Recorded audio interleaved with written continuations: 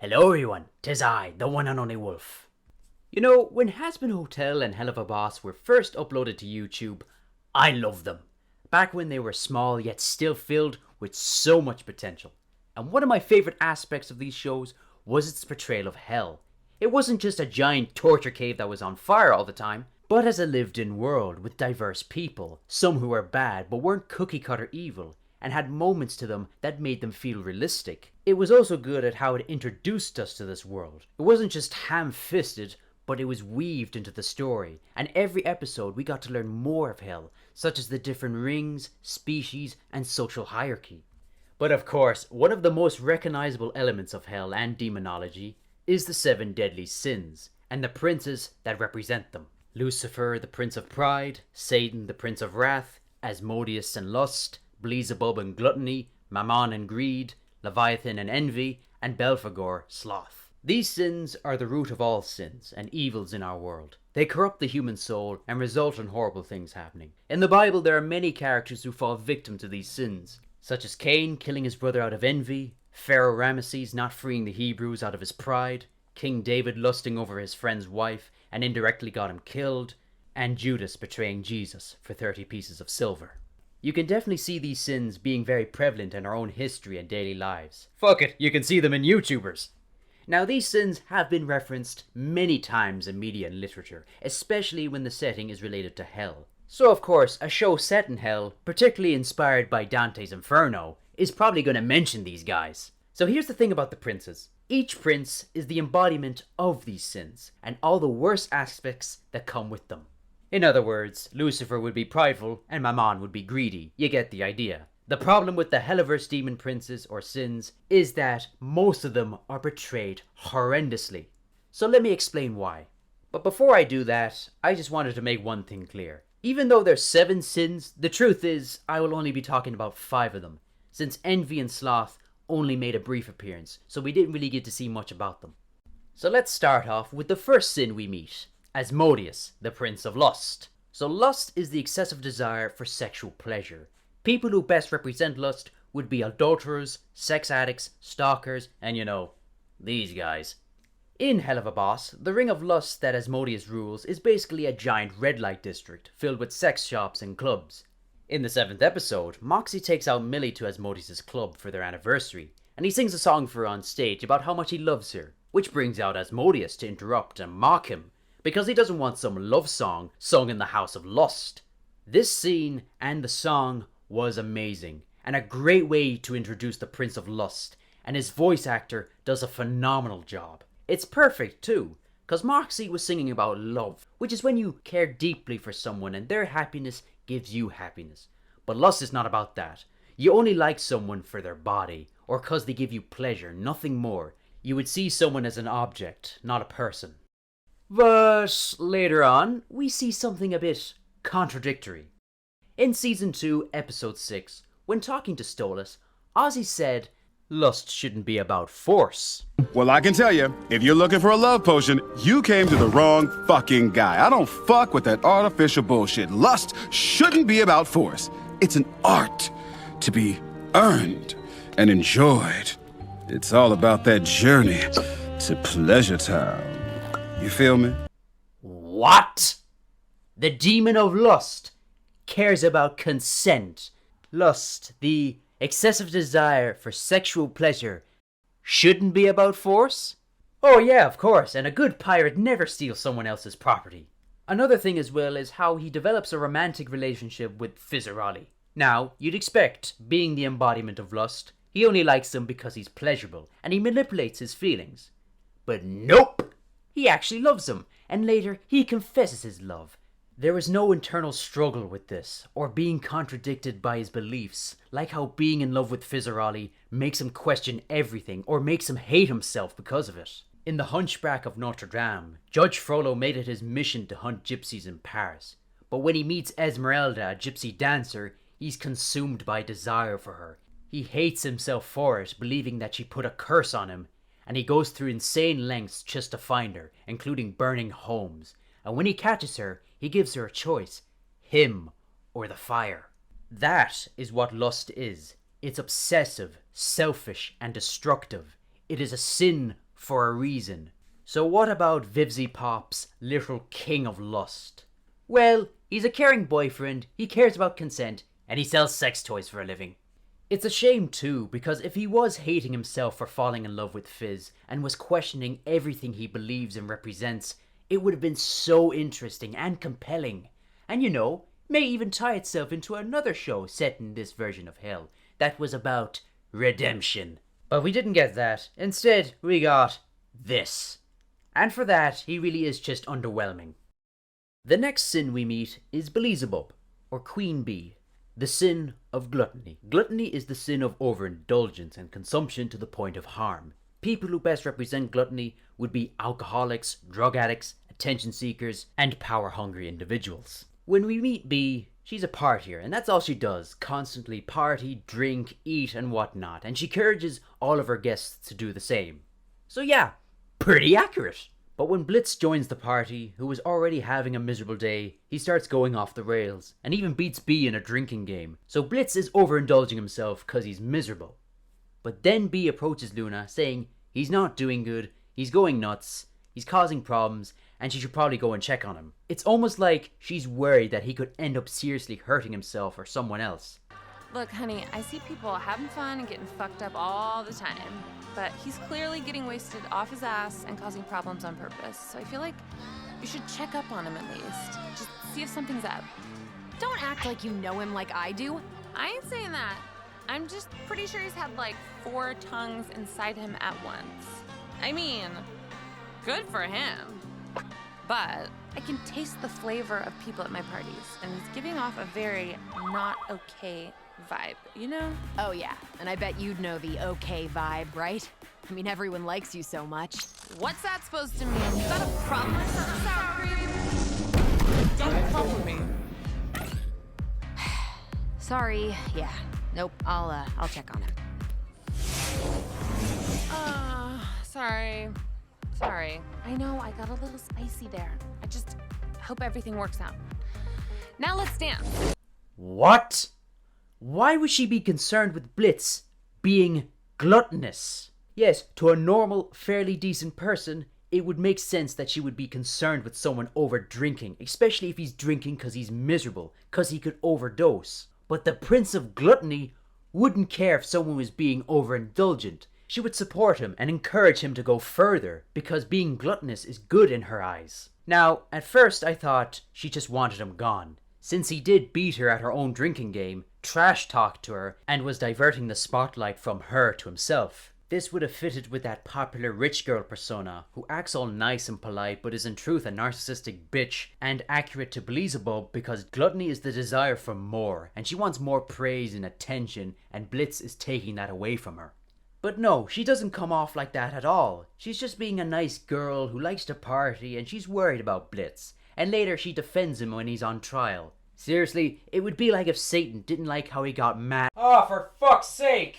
Then there's Satan, the Prince of Wrath, probably one of the most well-known figures from Hell, and commonly interpreted as the devil himself, other than Lucifer. Wrath is the sin of uncontrollable anger that leads to destruction or vengeance. Satan had been anticipated from day one, as he seemed to be an important figure in the Hellaverse. Demons would often say, "Oh Satan," or "Satan damn it," rather than "Oh God," or "God damn it." So in a way he was basically like the god of hell. So when we see him in Season 2, Episode 11, he's a giant anthropomorphic dragon. Okay, Satan was at times depicted as a giant dragon. In this episode, Blitz broke Hell's laws, and Satan is obviously angry that his rules were not followed. But then he has an advisor reminding him to be calm, listening to his chakras, almost like he's a sponsor from an anger management class. Satan, sorry. What do we say about negative energies in our mind temple? Remember to take breaths. Right, yeah. Trying to tell me how to punish. Satan. Sorry. You know what? Today is an amethyst and you're acting kind of ruby. Try some meditation. Realign your chakras. What in the fuck? He is the embodiment of wrath and one of the most powerful demons in hell. If someone said to him that his anger was problematic, why would he fucking care? His strength and control would come from his wrath because he rules through fear. This was intended to be funny, but it's not. It's just silly, and not in a good way. It's cheap and pointless because nearly every other antagonist comes off as comedic. Satan should have been an intimidating force and the reason why you should fear hell. Instead, he's just a joke with the same humor already seen throughout this entire show. If you look at any other characters seen in movies, TV shows, or video games that embody wrath, they are terrifying. They are consumed by rage and vengeance. They leave nothing but destruction in their path. Wrath brings fear, destruction, oppression, and domination. Characters who embody wrath emanate with power and fear. This character is not like that at all. He needs someone to remind him to be calm. So he isn't intimidating or powerful. He just looks pitiful, and it's really fucking stupid. Now, here's the exception. Mammon, the Prince of Greed, who is the only accurate sin. Now, to be honest, greed doesn't really need an introduction. It is the extreme selfish desire for materials such as wealth. I may have said that the last sins were portrayed poorly, but Mammon isn't. He's greedy, and he's exploitive. He owns overpriced theme parks, merchandise, and rips off other people. He emotionally abuses Fizzarolli and treats him like property just to profit from merchandising. He pretty much is a greedy CEO or king, and just plain evil. So yeah, pretty much what you expect from Mammon. But that just highlights a major problem with the show entirely. Last, but certainly not least, is Lucifer, the Prince of Pride, the original and worst sin of them all. Pride is the excessive belief in one's own superiority. So people who are megalomaniacs, narcissists, or have a god complex would best represent the sin of pride. The story of Lucifer was that he was God's most beautiful creation, but this all went to Lucifer's head, and he believed that he was above God. He then waged a war against him, leading to him and all his followers being banished from heaven and trapped in hell, where he lives in spite and hatred for God and all his creations. So yeah, in the opening of Hazbin Hotel, they fucked all that out the window and said he was a misunderstood twink.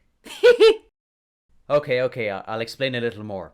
So from what I heard, Lucifer was meant to be voiced by Weird Al, and while Vivzy couldn't get him, Lucifer does kinda act wacky and, well, weird. Hey, bitch! There's been a ton of depictions of Lucifer, from the charming and devious Tom Ellis to the creepy, almost animalistic portrayal by Peter Stormare, and that's not going into all the other devil portrayals that could have been tied to Lucifer.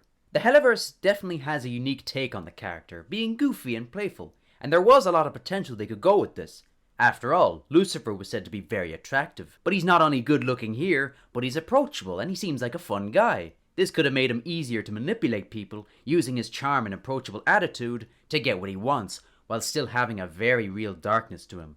It's not uncommon for evil people to act all nice or even do nice things to make people think that they are normal just like them. But they have cracks in them, and if you look hard enough you can see they are not totally normal and there is something much darker lurking. I was definitely interested to see Lucifer as a potential antagonist or redeemable villain. I also thought that the reason why Charlie wanted to redeem sinners was because of her bad relationship with her father that was hinted at in the pilot, and her desire to redeem sinners was because she also wanted to redeem Lucifer, because if she managed to achieve that, maybe then she could have a father who cares for her. But what did we get? Well, he's a goofy guy who likes to make rubber ducks, has depression, is separated from his wife, who is the actual ruler of hell. In the opening of Hazbin Hotel, it was said that Lucifer was a dreamer with fantastical ideas for creation, but he was seen as a troublemaker and dangerous by the other angels, and so they continued to create Earth in their own ways without Lucifer. Lucifer then fell in love with Lilith, and together they wanted to give free will to humanity, and so they gave Eve the apple from the Tree of Knowledge. But by doing this, it allowed evil to reach Earth, and so Lilith and Lucifer were banished to hell for their reckless behavior, and Lucifer lived in misery ever since then. Okay. What?! This whole story makes it come off as Lucifer did nothing wrong, and the angels' rigid way of thinking allowed this to happen. And second of all, the apple didn't grant humanity free will. Adam and Eve were already created with free will. It's why God told them not to eat from this one particular tree. And Lucifer didn't offer the apple to Eve. He persuaded and deceived her as well as Adam into disobeying God and taking it for themselves. Now, it was Charlie reading a book called The Story of Hell. And so I thought, oh, it was from the perspective of Lucifer that he thought he did nothing wrong. but I bet you later on it's going to be revealed or hinted at that it was not the case, and Lucifer was really dangerous and wouldn't listen to the other angels. And he gave the apple to Eve out of spite, not because he wanted to grant her free will. But from what we see in the rest of the show, with the angels being, well, plain evil, I'm pretty sure that's not the case. And later on, he tries to tell Charlie that her redemption idea is hopeless because heaven never listens, because his dreams were too hard to defend, and he doesn't want Charlie to end up the same. So in other words, Lucifer in the Hellaverse is not a bad guy. He was just a guy who had a dream, he made a mistake, and was punished cruelly for it. It's such a shame too, because the scene where he rages out and his demonic form starts to show, it's awesome, and it's how Lucifer should have been. Upfront an approachable goofy guy, but in truth, a ruthless entity of evil. So 3 out of the 5 deadly sins we have seen were relatively good people, with one just being, well, neutral, and the other just being plain evil. It doesn't make any sense. They should all be evil. They are not like humans. They were not born like us. They don't experience life like us. They are manifestations of the worst traits of humanity. A lustful person wouldn't care about consent or the warmth of love. They would just care for the thrill of sex, even if they have to force it. A gluttonous person must consume more to sustain herself. If someone else is doing the same, then it shouldn't matter unless he's getting in the way of her own consumption. A wrathful person is quick to anger and violence. If someone were to say that his anger is problematic, he would only notice the annoyance of someone pointing out his flaw in his character. A prideful person sees himself superior to all others and looks down upon them. If people were to question his dreams, he wouldn't be fazed because he does not see the weight of their presence little more than the weight of their words. And if he did support someone else's dream, it would only be to support his own desires. But yet, greed is still evil. Why is that now? Why is it out of all the other deadly sins we've seen, greed is the only one that is portrayed as evil? And you know, it was something that Vanitymoth said. I also have to mention how banal it is that sins like gluttony and lust that are celebrated in the modern day are made into good sins, while greed is a villain and is looked down upon like it has always been. Yeah, I agree. Nowadays we don't really look down upon being gluttonous or lustful. Hell, it's marketed to us all the time. Most people probably associate lust and gluttony with just having too much premarital sex or eating too much, and anyone calling them out is just some rigid Christian boomer who hates fun. I won't say that's the whole truth, there's probably more to it, and I won't go into the whole moral debate on how portraying the sins as good affects society or any of that crap. I'm just talking about from a writing standpoint. I'll give Lucifer a pass for not being over-the-top prideful, because he isn't a manifestation of pride. Rather, he's an ultimate example of committing the sin of pride. Still though, he comes off as very modest at times, and I don't understand why Vivzipop is making a historically evil character good. Now, it's not uncommon to see writers humanize certain individuals or groups who had always historically or culturally been seen as evil, or were actually evil, to be more nuanced and complex. After all, many evil people throughout history were still humans, and humans aren't so simple creatures. Films and TV shows such as American Psycho, Sopranos, Dexter, Breaking Bad, and Scarface may take characters who are serial killers or criminals that have always been historically seen as just plain evil and humanize them, showing us that they are more complex, giving us a glimpse into their tragic backstories and the harsh life they have lived, explaining why they do what they do. They may even give us moments where they do decent, kind things and care for their family and friends. Give us a glimpse maybe there is some good inside them. Characters like Tony Soprano, Dexter Morgan, and Walter White do evil things, but are still loved because we know them and we understand them. But never do these shows and movies tell us these characters were the good people, or just misunderstood people. The only misunderstanding there was that we thought they were evil for the sake of being evil. Their backstories or lives aren't an excuse for their evil actions. It is an explanation. So I get the idea that Vivzi was trying to humanize the demons and sinners of hell and show us that they are more than they're usually perceived as. But you don't humanize morally questionable groups or individuals by making them the good guys. Asmodeus, Beelzebub, and Lucifer don't give the impression that they're pretending to be good. The problem is they don't act good because they either want something or they're just keeping up appearances. They act good because in the context of the Hellaverse, they are good, and in the context of hell, a realm where evil is the norm, it doesn't make any sense. Unless, of course, Vivzipop genuinely thinks hell is better and she's creating Satanist propaganda. But I won't assume that, and you shouldn't either. Even though Satan wasn't made out to be a kind, good person, he doesn't really come off as evil either. He may be slightly classist and he just wants Blitz's trial over with so he can go for lunch, but I wouldn't really say that's evil, just irresponsible. So he isn't exactly portrayed as the villain. As for Mammon, well, it's obvious. Greed is still very much hated in our world to this day, and it's certainly not something to be idolized. So it's obvious that Mammon would clearly be a villain. Now, let's be real here. Many of you are probably going to be saying, bruh, it's not an accurate depiction of hell. And you're right. Vivzipop's version of hell is drawn from many sources and stories of hell, such as Dante's Inferno, Christian imagery, and the rest she created herself. Which is something I loved. The show was unique and it gave us a world we hadn't seen before. So I'm not making a "she didn't respect the source material" type video. The problem is that even in a purely fictional version of hell, you still have to keep it consistent in some areas, otherwise it stops being hell.